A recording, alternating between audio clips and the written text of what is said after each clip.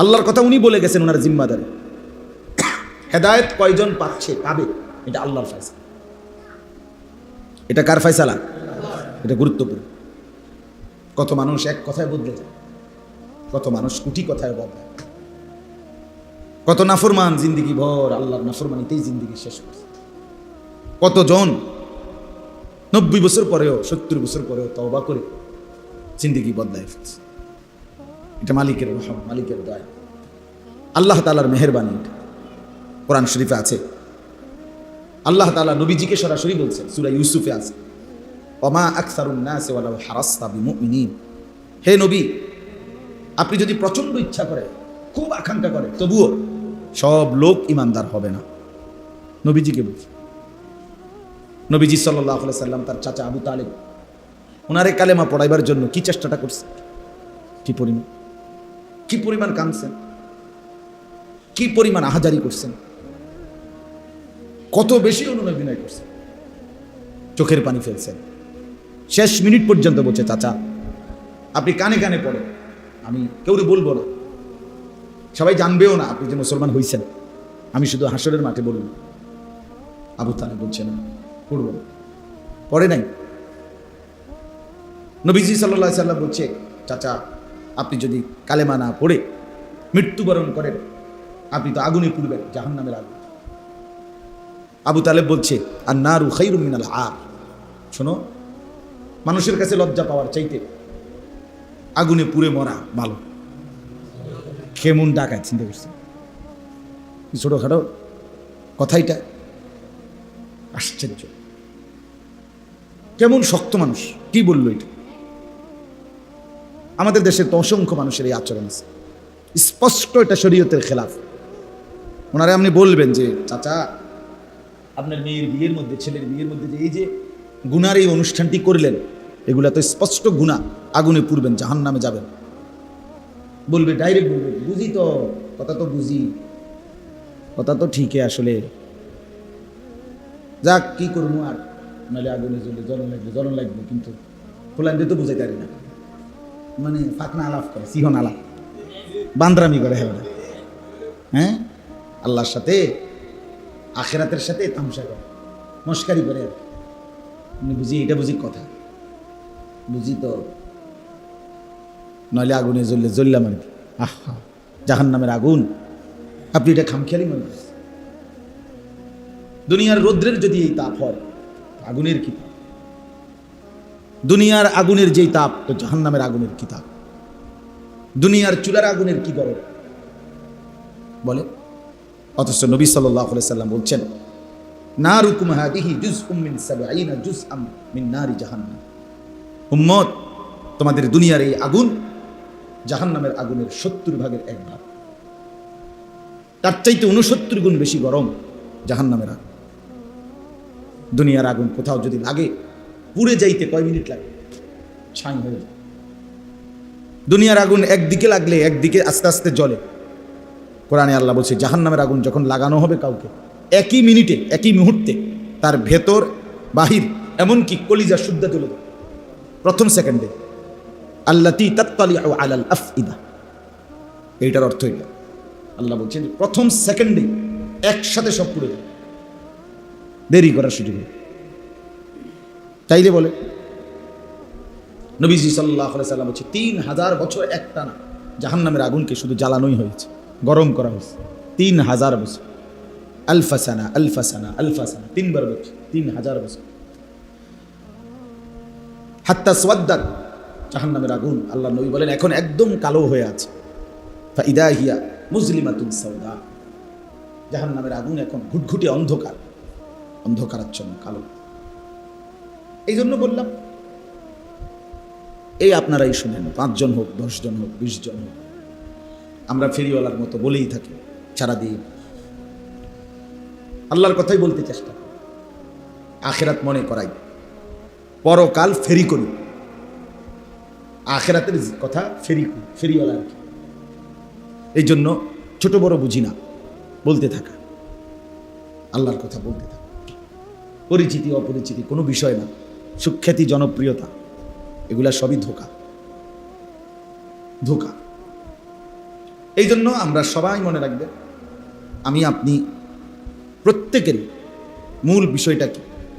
মূল বিষয়টা হলো আমি আসলে বাস্তবিক অর্থে মুসলমান কিনা, আমি আসলেই প্রকৃত অর্থে মুমিন কিনা। আমি না লিখছি জন্ম নিবন্ধন সনদে আমার ধর্ম ইসলাম, কিন্তু কোরআন সুন্নাহর আলোকে আসলে আমি মুসলমান।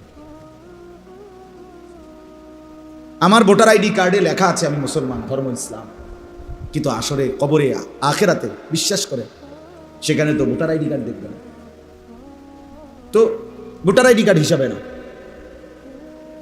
আল্লাহ তাআলা কোরআন কারীমের মধ্যে বলছেন প্রত্যেক মানুষের পুরা জিন্দেগি আল্লাহ বলেন আমি সংরক্ষণ করছি, একটা সেকেন্ড আমার আড়ালে না।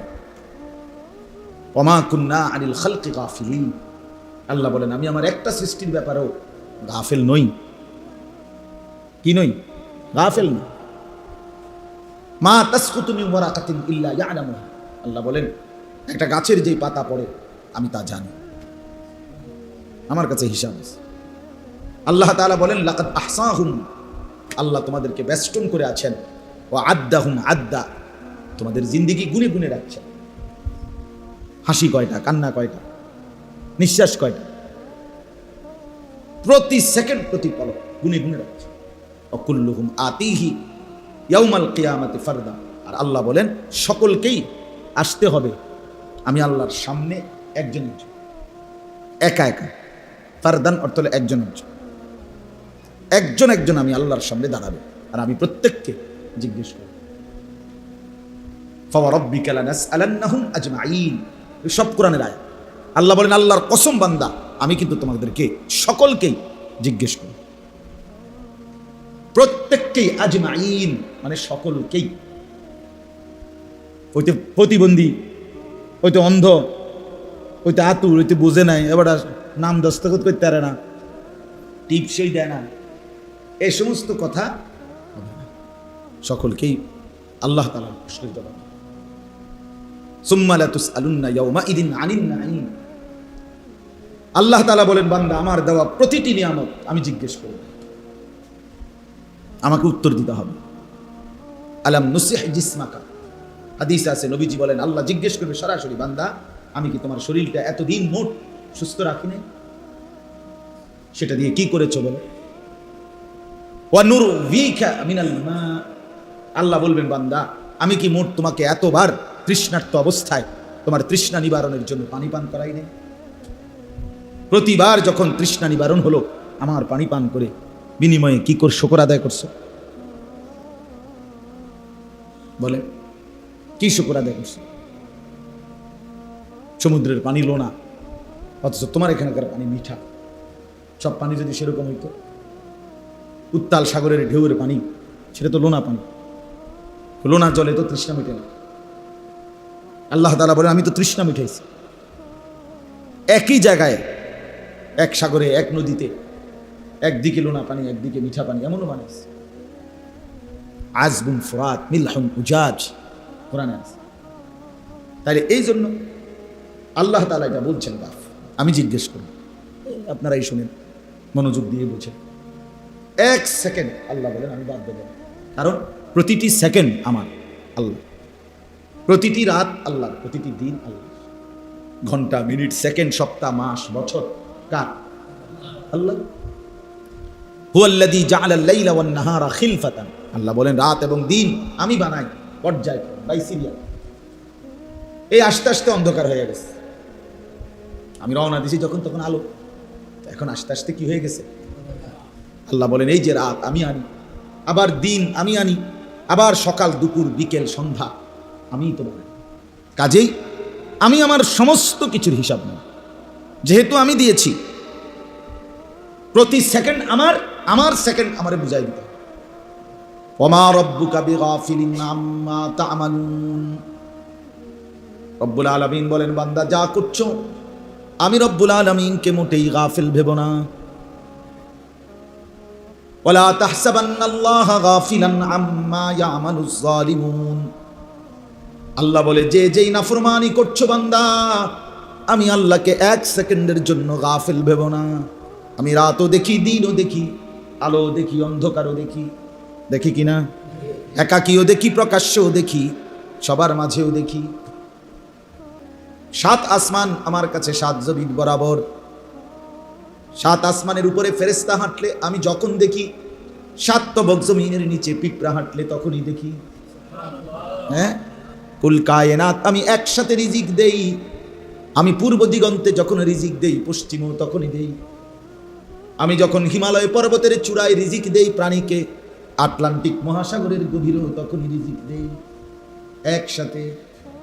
আমি মায়ের পেটে যখন বাচ্চা বানাই, কোটি কোটি জন্তুর পেটে তখনই বাচ্চা বানাই।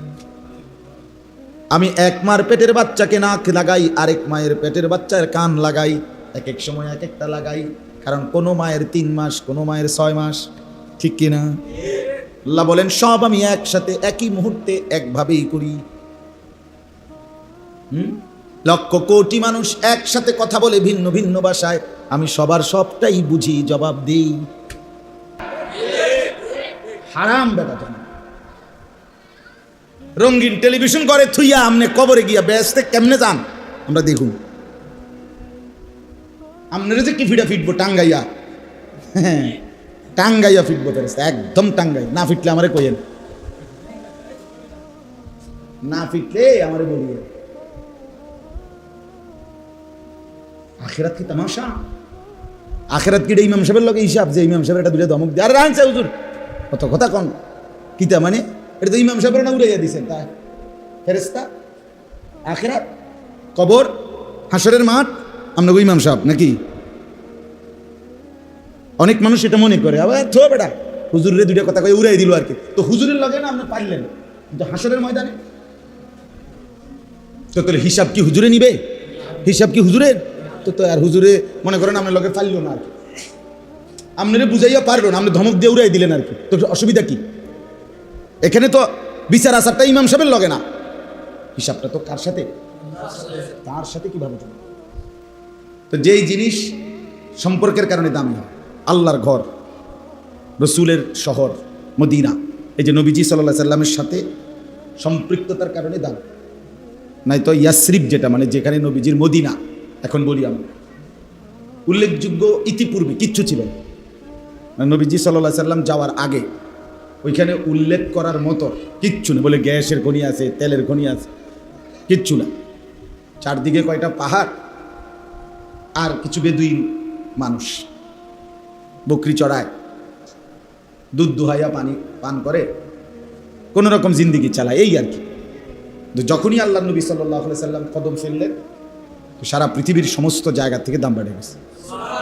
এই যে নিসবতের কারণে দাম, কার সাথে লাগছে এর ভিত্তিতে দাম বাড়ে। তাইলে এই জন্য এটা ছোট্ট হোক, আল্লাহর ঘর, আল্লাহর ঘর, এতে এটার দাম বেশি। রাসূলুল্লাহ সাল্লাল্লাহু আলাইহি ওয়াসাল্লাম বলছেন, খায়রু বিকাইল আরদ আল মাসাজিদ, জমিনের মধ্যে সবচেয়ে উৎকৃষ্ট জায়গা মসজিদ। রাসূলুল্লাহ সাল্লাল্লাহু আলাইহি সাল্লাম বলছেন আরেক হাদিস, আহাব্বুল বিলাদি ইলাল্লাহি মাসাজিদুহা, আল্লাহর নিকট সবচেয়ে প্রিয় জায়গা মসজিদ। মসজিদ তাইলে দামি নিসবতের কারণে। এখন যে কথা হবে তো আল্লাহর কথা, এই আল্লাহর কথা, এই কারণেই দাম।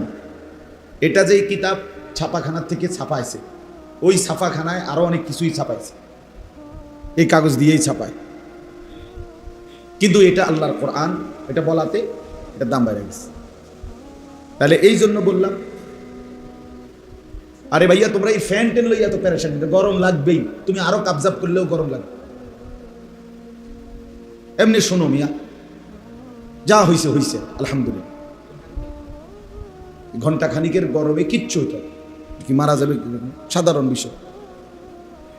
এই বছর আপনার হজ্জের সফরে আমরা আরাফাতে, যেদিন হজের দিন আরাফার ময়দানে ছিলাম, তো খোলা আকাশের নিচে যে দাঁড়াইছি যে কিছু সময়, একেবারে মনে হয়েছে যেন মানে আগুনের গোলা পায়ের মধ্যে, শরীরের মধ্যে আমি মারতেছে, এমন গরম, এতটা গরম, তীব্র গরম, মানে পাও যেন পুড়ে গেছে সোজা কথা, এমন হচ্ছে। কত মানুষ যে বেহুশ হয়ে গেছে। সেই তুলনায় আমাদের দেশের তাপমাত্রা এখানে 37, এখানে 52, তো কত ডিফারেন্স চিন্তা করে। এরকম। যাই হোক, তো বলতেছিলাম আল্লাহর কোরআন, আল্লাহর কথা, আল্লাহর ঘর সবটাই দাম, সবটাই দাম। জন্য মজলিস ছোট হোক বড় হোক, উপস্থিতি কম হোক বেশি হোক, আয়োজন সামান্য হোক আর বিশাল হোক, আল্লাহর কথা যেখানেই হয়, যখনই হয়, যেটুকুই হয়, যে কয়জনই শোনে, সবাই দাম। আল্লাহ পাক সবাইকেই কদর করে, মূল্যায়ন করে। কোরআনুল কারীমে আছে আল্লাহ তাআলা বলেন, ওমান আহসানু কাওলাম মিম্মান দাআ ইলাল্লাহ। তার চাইতে উত্তম কথা আর কার? যে মানুষকে আল্লাহর দিকে ডাকে। তাহলে যে মানুষকে আল্লাহর দিকে ডাকে তিনি উত্তম, তার কথাই উত্তম। এবার কয়জনকে ডাকে এটা কোনো দেখার বিষয়, কম হোক কোনো অসুবিধা নেই। হাদিসের মধ্যে আছে রাসূলুল্লাহ সাল্লাল্লাহু আলাইহি সাল্লাম বলছেন, হাসরের ময়দানে প্রত্যেক নবী, পূর্বের নবীরা, ওই নবীর উপরে যে কয়জন ইমানদার, ইমান আনছে, ওদেরকে নিয়ে দাঁড়াবে। এখন নবী সাল্লাল্লাহু আলাইহি সাল্লাম বলেন, কোন নবী দাঁড়াবে ওনার সাথে ইমানদার শুধু 3 জন, সালাসা। কোন নবী দাঁড়াবে ওনার সাথে ইমানদার স্নান 2 জন। কোন নবী দাঁড়াবে ওনার সাথে ইমানদার ওয়াহিদ 1 জন। কোন নবী দাঁড়াবে ওনার সাথে লাইসা মাআহু আহাদ 1 জন, কেউই মানে নাই ওনার। এখন 1 জন 2 জন কিংবা কেউই ইমান আনে নাই, তো এটা কি ওনাদের ব্যর্থতা? আমরা যে হজে উমরায় যাই, আল্লাহর ঘরে চারদিকে যে তাওয়াফ করে, তো পৃথিবীর 70, 80, 100 দেশের মুসলমান, তো যার যার পরিচিতরা নিজেরা কথা বলে, আমি তো কিছু বুঝি না। বেটা তো বেটার কথা বলে, ইন্দোনেশিয়ান হে কি কয় হে কইতে পারবে, আফ্রিকান লোকগুলো কি বলে তারাই কইতে পারবে, আমি আবার কি কই হেরা কইতে পারে না আমরা লোকরা। কিন্তু আল্লাহ তাআলা বলেন, আমি তো আমার প্রতিটা বান্দার কথা আলাদা আলাদা বুঝি, কারণ সব ভাষা, সব জবান আমার কার? আল্লাহ। হায় মুসলমান, আমরা যদি বুঝতাম, না আমাদের সন্তানরা কিছু বুঝে, না আমাদের বাপ চাচারা কিছু বুঝলেন, সবাই মিলে শুধু বেগল ভাত মাছ চাল ডাল, দালান বিল্ডিং, ঘর সংসার, স্ত্রী পরিজন, বিয়া শাদী, বিদেশ, ব্যাংক ব্যালেন্স, খালাস, এগুলো মোটামুটি মিলাইতে পারছেন, তৃপ্ত। এগুলো নাই, অতৃপ্ত। জি ফুট বউ বাচ্চা লইয়া, এটাই হিসাব। খাইয়া টাইয়া ভালো আসেনি, খাইয়া পইরা ভালো কিনা এটা হলো প্রশ্ন। যদি খাইয়া দাইয়া ভালো থাকে তো এই মানুষ একজন আরেকজনকে আল্লাহর রহমতে আপনার দোয়ায়, 10 জনের দোয়ায় খাইয়া দাইয়া কি আছি, ঠিক না? এটাই ছেলে নামাজ পড়ে কিনা এটা তার ব্যাপার, আপনার মেয়েটা যে পর্দা করেন এটা তার নিজস্ব ব্যাপার। আমার দায়িত্ব হলো বাজার করা, বাপের দায়িত্ব।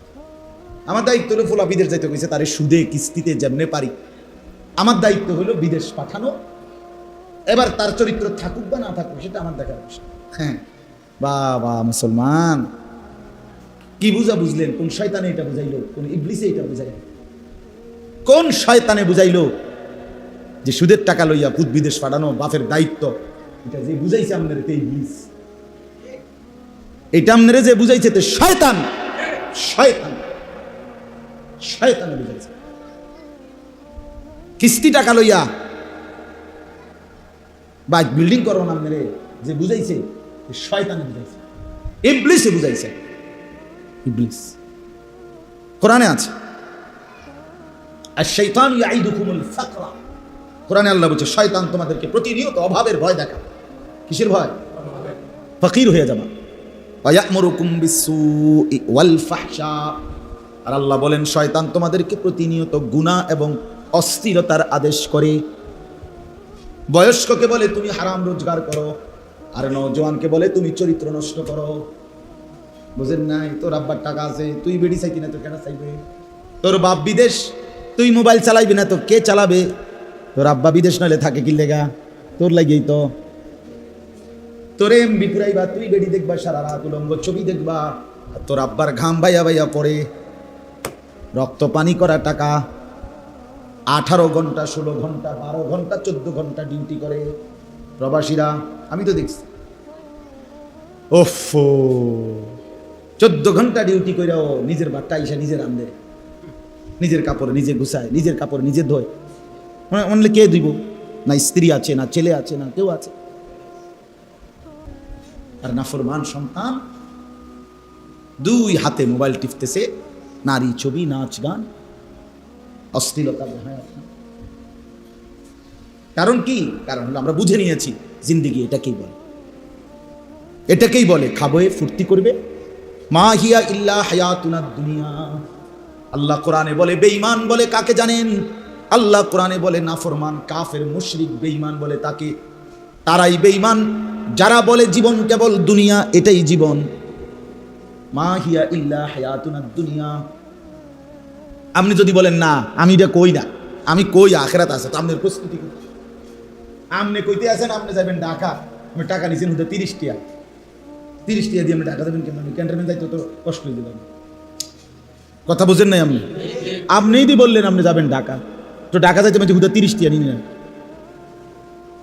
হ্যাঁ, আপনি যাইতে আছেন 1 সপ্তাহ লাগিয়া ফিন্দার লুঙ্গিটা লইয়া, তো তারপরে গোসল করলে লুঙ্গি বদলাবেন কো? লুঙ্গি কো আর প্যান্ট কো, গেঞ্জি কো, আরো কিছু সামানা নিবেন না? আপনি না 1 সপ্তাহের জন্য যাচ্ছেন, তো কই প্রস্তুতি কই? আখিরাতের প্রস্তুতি কোথায়? তাইলে যদি বলেন স্বীকার করেন, তাইলে প্রস্তুতি কোথায়? আর যদি বলে স্বীকার করেনই না, তো আপনি বেঈমান, কাফের, আপনি তো বেঈমান। তাহলে আপনি হিসাব বুঝায় আমাদের দেন, হয় না আমি অস্বীকার করি না। হ্যাঁ, তাহলে স্বীকার করেন, স্বীকার করলে প্রস্তুতি দেখান। বলেন আপনার ঘরের হিসাব তো আপনি বুঝাইলেনই, যে আল্লাহর রহমতে 2টা খাট, 1 সেট সোফা, 4টা চেয়ার, 1 ডজন কাঁচের প্লেট, 6টা চার কাপ, 2টা আলমারি, 1খান ফ্রিজ, নুনের বাড়ি আছে 4টা। তো এটি তো মাশাআল্লাহ সুন্দর হিসাব মিলাইলেন। তো এটিতে আপনি বুঝাইতে পারলেন আখিরাত, যে আল্লাহর রহমতে আমার উপরে এবছর জাকাত ফরজ হয়েছে, আমি জাকাত দিছি, আমার উপরে আমার পরিবারের ছেলে এমকের উপরে কোরবানি ওয়াজিব হয়েছে, দেই, আমি হালাল হারাম বাইসা চলি, আমার ছেলে মেয়ে সবাই কোরআন পড়ে, আমার ছেলে মেয়ে সবাই ফজরের নামাজ পড়ে, আমার বিবি বাচ্চা ফজরের নামাজ পড়ে। তো হিসাবটা বলেন, বলেন এখানে যে কয়জন ছেলে বলছে না, 10-15 জন হইব, এখন চেহারাটা একটু দেখেন চাচা, নামাজ পড়ছিল। এখন বলেন, ও চাচা আপনি বলেন, দাড়িওয়ালা চাচা আপনি কোন, আপনি চেহারা দেখে দাঁড় করান, দেখেন আপনি, আমি দাঁড় করাই। বাস্তবতাটা মানে সমাজের চিত্রটা কোথায়? এরা কখন নামাজ পড়বে? এদের উপরে নামাজ ফরজ হয় নাই কই? তো এরা মুসলমানের বাচ্চা না? এদের বাবা মুসলমান না? এদের মা মুসলমান না? তো এরা কার সংসার করে? এগো বাপ মা কি সংসার করে? কারে গুছাইলো? এবারটা কিতা করলো? ওর হিসাব কোথায়? বুঝছিনি আমার কথা? হিসাব বুঝাই দিবেন না আপনি? আপনি যে 60 বছর পরে কবরে চলে যাচ্ছেন, সংসারের হিসাবটা বুঝাই দেন। স্ত্রীর পর্দার কি খবর কোন? মেয়েদের পর্দার কি খবর বলেন? আপনার আমনের সংসার কোন? আপনি অমুকের ফুত অমুক সাদওয়ানে বইয়ে বইয়ে গোপ মারে, হ্যাঁ, মানুষের বদনাম, এতে বালা না, এতে বালা না, তাই নিয়ে একটা বালার লেগে আদম যায়। বুঝেন নাই কথা? কার বদনাম করেন আপনি? আপনার পরিবার বলেন আপনি। আজকে যে 20 বছর ধরে আপনার ঘরে প্রত্যেক দিন রঙিন টেলিভিশন চলে, প্রতিদিন আমনের ঘরে বেড়া বেড়ি নাচে, উলঙ্গ ছবি, নর্তকীর নাচ গান, আমনের বউ বাচ্চা দেখে, কি খবরটা কি? এইভাবে মরতে মরতে কবরে গেলে এরপরে আপনারা কেউ কিছু জিজ্ঞাসা করবে না? বলেন না চাচা? হায় মুসলমান, স্ত্রী ছেলে মেয়েকে কিসের উপরে রেখে গেলেন? কি কিসের উপরে?